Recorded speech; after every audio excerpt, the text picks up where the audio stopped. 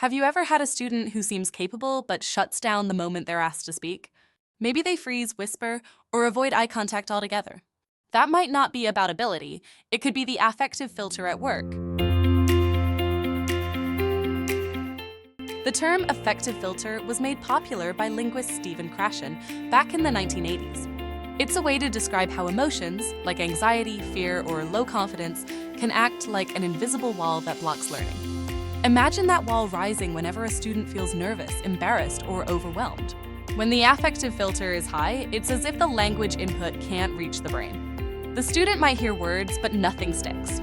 When the filter is low, when students feel comfortable, encouraged, and safe, that wall drops and real learning starts to happen. Pause and think, have you ever noticed a moment when your student's affective filter started to rise? In other words, the affective filter is about how a student feels while they're learning a new language. The more supported and motivated they feel, the more open their brain is to absorb, process, and produce language. So, what does a high affective filter look like in a classroom? Students with a high filter often feel very self-conscious about speaking in their new language. They might worry about saying something wrong or being laughed at. Some even describe feeling physical reactions, like sweating or shaking when asked to speak. Others might go quiet, pretending to follow along while feeling completely lost.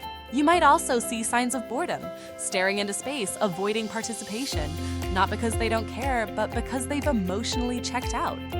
So what can teachers do to lower that filter and bring students back into learning? First, be a warm demander. That means holding students to high expectations while showing that you genuinely care about them. It's not about lowering the bar, it's about combining empathy with accountability. When students feel you believe in their ability to learn, their confidence rises. Second, create multiple opportunities for success. Let students use language they already know before introducing new material. When they experience success, even with simple language, it builds momentum. That feeling of, I can do this, lowers the filter and motivates them to try again. Third, avoid overcorrection. When a student says, I riding in a car blue, a gentle way to respond might be, yes, you ride in a blue car. Tell me more about it. You're validating their effort while modeling the right form. Overcorrection can make students afraid to speak, while gentle modeling keeps them learning naturally.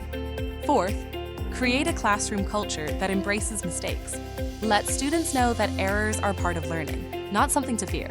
Model that attitude yourself. If you make a mistake, laugh it off and keep going. Encourage kindness and respect among classmates so everyone feels safe taking risks. And finally, make learning fun. When students are laughing, moving, and engaging, the affective filter drops automatically. Try games, music, storytelling, or short interactive activities that get everyone involved. Joy and curiosity are powerful teaching tools. The affective filter isn't something we can see, but we can always feel it in a room. When it's high, participation drops, students pull back, and progress slows. When it's low, the classroom buzzes with energy, language flows naturally, and learners take risks they once avoided. It's a lot like learning a sport. You only improve when you feel safe to try, miss, and try again. In language learning, the same rule applies. When students feel supported, they stop worrying about mistakes and start focusing on growth. As teachers and leaders, our role is to keep that filter low, to build classrooms where students feel confident enough to try, make mistakes, and grow. If you want more strategies for lowering the affective filter and supporting multilingual learners, visit the link in the description to read the full article on our website. You'll also find Krashen's original research and other helpful resources. Become part of the Ensemble learning community by sharing below. What helps your students feel safe enough to take risks with language? And don't forget to subscribe for more educator insights and share this video with a colleague who's passionate about helping multilingual learners thrive. Together, we can create classrooms where every student feels ready to learn and confident enough to speak.